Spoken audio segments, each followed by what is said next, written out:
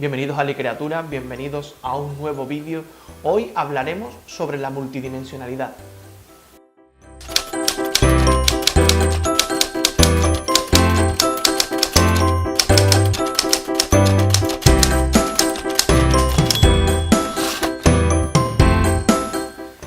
En el primer capítulo de esta serie estuvimos viendo algunos de los personajes memorables más importantes de la historia de la literatura.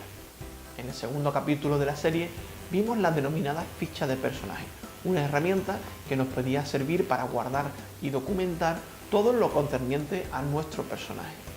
Hoy hablaremos sobre un elemento que tendremos que tener en cuenta si queremos llevar a nuestro personaje al lado de los personajes memorables, la multidimensionalidad.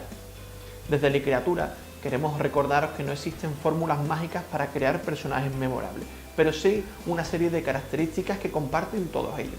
Hoy hablaremos de otra de ellas, la multidimensionalidad, y esa multidimensionalidad se consigue o se basa en 4 elementos. El primer elemento que tendremos que tener en cuenta a la hora de construir nuestros personajes memorables es el conflicto.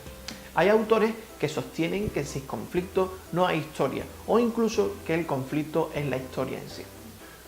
Podemos denominar el conflicto como aquel suceso que saca a nuestro personaje de la zona de confort donde se encuentra en el inicio de la historia.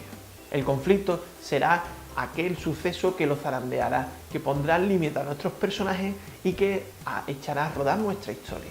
Por poner un ejemplo, podemos verlo en Ensayo sobre la ceguera de José Saramago, en el que uno de los personajes principales está metido dentro de un coche, en un atasco normal y corriente, y de pronto cuando está parado en un semáforo descubre que en un instante se queda ciego. Ese será el conflicto que inicie la historia y que comenzará a zarandear a nuestro personaje. El drama o el resto de la historia será, cómo y de qué manera se enfrente nuestro personaje a esa ceguera que le ha sobrevenido en un momento determinado. El conflicto puede venir de muchas maneras. Puede ser un meteorito que cae del cielo justamente al lado de su casa y trae, por poner un ejemplo, a un superhéroe de otro planeta, o puede ser simplemente que, al personaje principal venga a su casa a vivir su suegra. El conflicto puede llegar de diferentes maneras, pero siempre será un elemento a tener en cuenta en todas las historias y en todas las creaciones de personajes.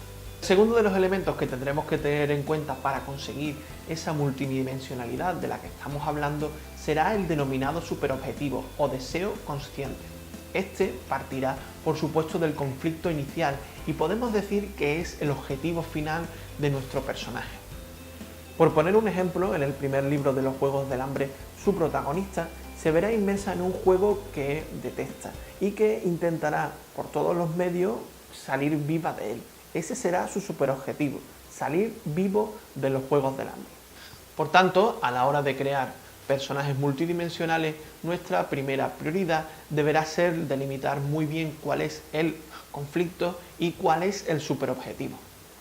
A la hora de construir personajes memorables, tendremos que tener también en cuenta lo que denominamos deseo subconsciente.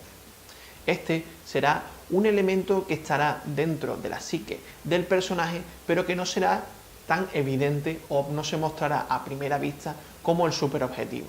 El deseo consciente y el subconsciente suelen enfrentarse entre sí y son dos elementos que suelen darle mucha fuerza al personaje. En el caso de los Juegos del Hambre lo podemos ver fácilmente con su protagonista, que es incluida en los ya denominados Juegos del Hambre y que tendrá que salir con vida de aquel juego. Para ello tendrá que matar a personas y evidentemente ella es una chica que nunca ha matado a nadie. Su deseo consciente, que es ganar el juego, se verá enfrentado a su deseo subconsciente, que es no matar a nadie. Y ese conflicto que se creará será la base fundamental de nuestro personaje.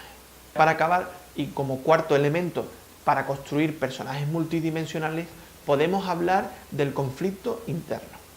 Y este no es más que la lucha que van a tener el deseo consciente y el deseo subconsciente entre ellos.